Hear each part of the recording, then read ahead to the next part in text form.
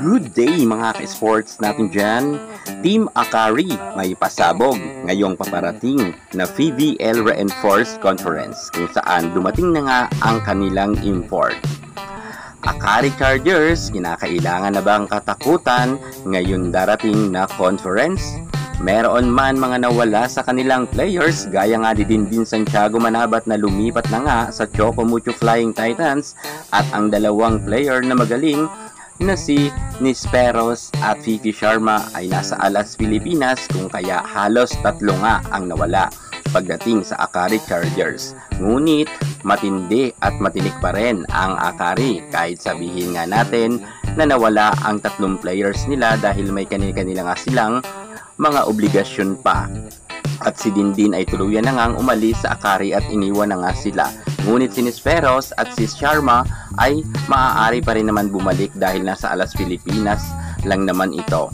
Pero alam nyo, ang Pink Venomous ng Akari Chargers ngayon na first 6 lineup talagang papalag mga ka-sports. Hindi kinakailangan na baliwalain nga ang star player ng Akari Chargers sapagkat papalag ito kahit sa mga powerhouse team pa na kagaya nga ng Petrogas Angels at Creamlane Cool Smashers and Choco Mucho. Atin kilalanin ang sasabak nga na first 6 na star player ng Akari. Magugulat talaga kayo, pero bago ang lahat, subscribe ka muna. I-click ang ating notification bell para lagi kang updated sa lahat ng issue sa volleyball. Susunod na!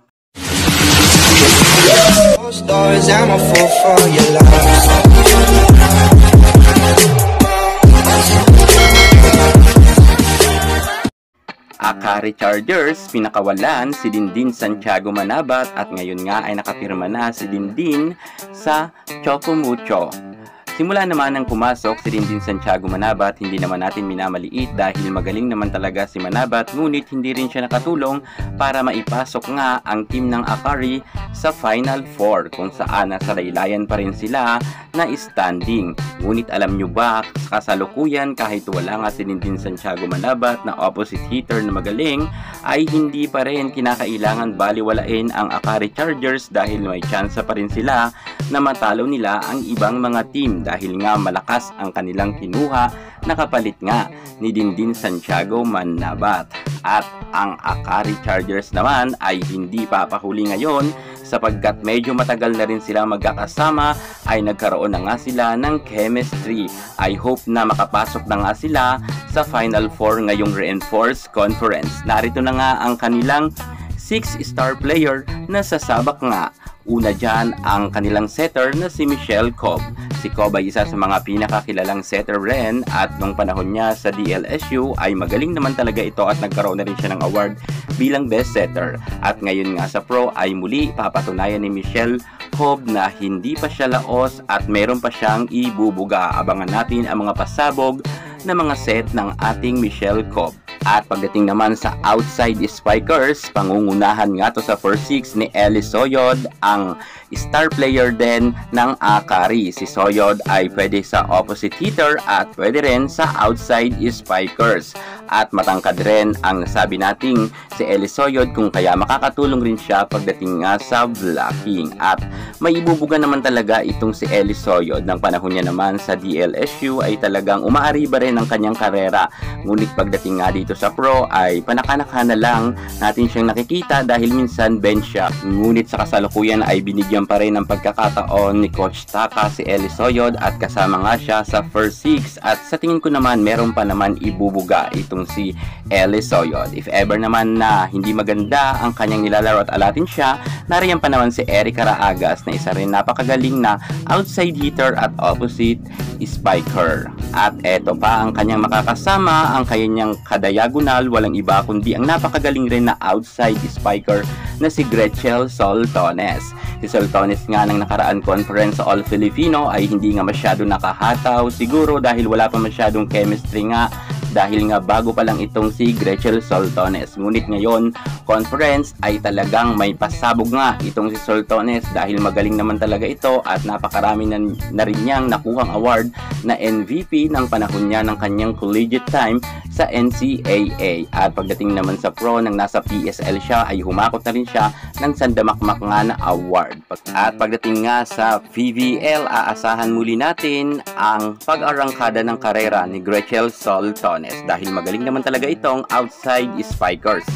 At pagdating naman sa kanilang mga middle blocker ay hindi rin sila magpapahuli. Narito pa rin ang ating Madrigal and Domingo tandem. Kilala naman natin na palaban pagdating nga sa loob ng court itong si Ezra Madrigal. At syempre, veterana na rin itong si Celine Domingo at marami nang napatunayan pagdating nga sa larangan ng volleyball. Kahit aasahan natin na malaki ang kanilang maitutulong sa Akari Chargers. Lalo't hindi pa nga ngayon makakabalik ang kanilang star player middle blocker na si Fifi Sharma. Pero lalaban at lalaban pa rin ang Akari. Matagal na nga rin itong si Ezra Madrigal pagdating dito sa Akari Chargers, kung kaya kapado niya na ang mga set nga ni Cobb or kahit ni Maragin. No? Si Celine Domingo ay medyo nag-a-adjust pa rin ng nakaraan conference dahil bago pa lang siya, pero aasahan nga natin ngayon na muli ang kanyang pag-arangkada rin ng kanyang karera as a middle blocker dahil medyo nga naging off-trend itong si Celine Domingo. Medyo hindi pa siya masyado ngayon nagsashine, pero ngayon I hope na aasahan natin sa reinforce na muling babalik na ang kasikatan ng ating Celine Domingo. At pagdating naman sa opposite hitter na posisyon, kahit wala si Dindin Santiago Manabat, okay lang yan dahil narito na nga si Oli Ocaro. Ang opposite hitter, galing pa yan ng USA. Mainit ngang sinalubong ng Akari family itong si Oli at kitang-kita natin at ramdam na ramdam niya naman ang pagmamahal nga ng mga Pinoy. Mukha nga nag-e-enjoy na siya ngayon sa Pilipinas kahit nga 4 na araw pa lang siya na naririto nga sa ating bansa kung saan nakakasalamuhan na niya na nga ang mga players ng Akari Chargers kung saan nagkaroon pa sila ng salo-salo, pamamasyal at kasama nga sa kanilang pagtitraining. Mga plano nga nila sa darating na PBL Reinforced Conference ay kanila na ngang napaghandaan kaagaran. Mukha talagang malakas itong si Oli Ocaro at na-enjoy niya rin ang foods ng Philippines sapagkat kumain muna sila sa isang restaurant at nagustuhan niya naman ang mga pagkain at masasarap daw ito. So ayan nga mga ka-sports natin dyan, aasahan talaga natin na malaki rin ang maitutulong nga ni Oli Ocaro para nga maipaangat niya sa standing ang Akari Chargers na talagang nahihirapan nga silang makapasok sa Final Four. Good luck na lang nga sa ating mga venomous player na sasabak sa PBL Reinforced Conference. At syempre, atin susuportahan dito ang Akari Chargers at manatili kayong tumutok sa ating YouTube channel dahil nga nalalapit na ang kanilang bakbakan pagdating nga sa PBL Reinforced. Madalas tayong mag-a-update sa inyo ng kanilang mga kaganapan at mga games para malaman ninyo kung sino na ang nangunguna sa standing kayo. Naniniwala ba kayo na ngayong season ay papasok ang Akari Chargers sa Final Four? Kung naniniwala kayo, comment na kayo sa baba. Thank you so much. God bless.